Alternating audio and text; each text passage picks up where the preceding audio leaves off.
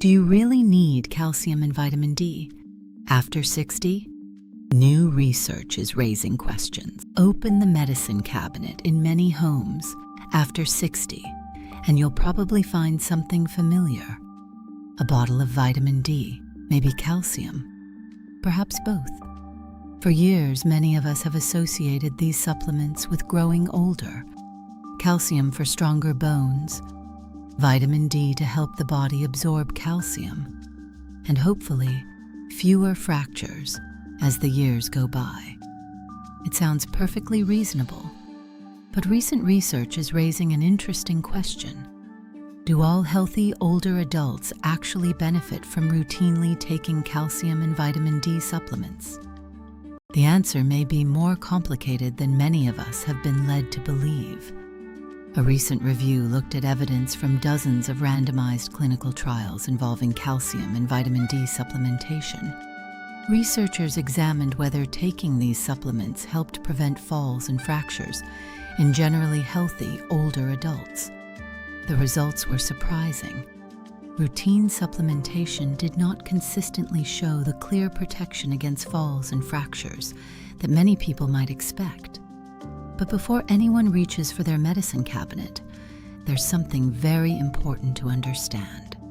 This does not mean calcium and vitamin D are unimportant, and it certainly doesn't mean everyone should stop taking their supplements. Calcium is essential for maintaining healthy bones, while vitamin D helps our bodies absorb calcium and supports other important functions. The real question is different. It's whether every healthy older adult needs to take these nutrients in supplement form simply because they've reached a certain age. And that's where things become much more personal. Some people may already get enough calcium through foods such as dairy products, fortified foods, leafy green vegetables, and other parts of their diet. Vitamin D can also come from certain foods and is produced by the body when our skin is exposed to sunlight, although how much we produce can vary greatly depending on age, location, season, skin pigmentation, lifestyle, and other factors. Other people may genuinely need supplementation.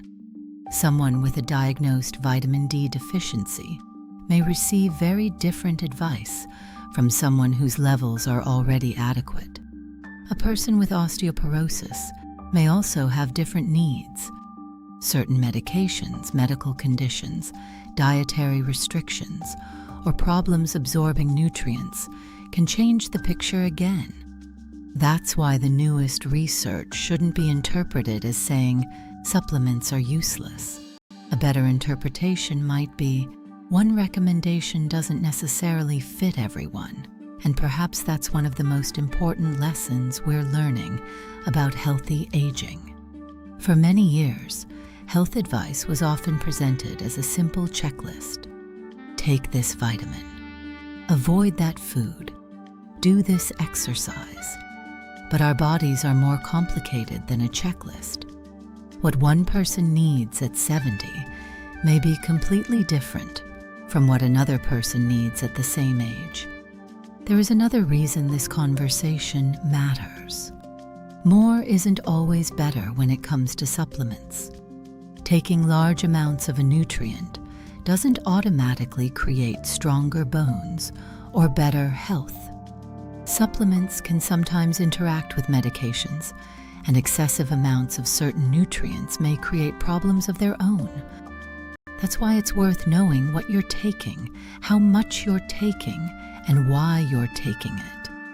If your doctor has recommended calcium or vitamin D because of osteoporosis, a deficiency, or another medical reason, don't stop taking it because of a new headline or a YouTube video. That's an important distinction. Instead, this research gives us a good reason to have a better conversation. At your next medical appointment, you might simply ask, do I still need this supplement? Am I getting enough calcium from my diet?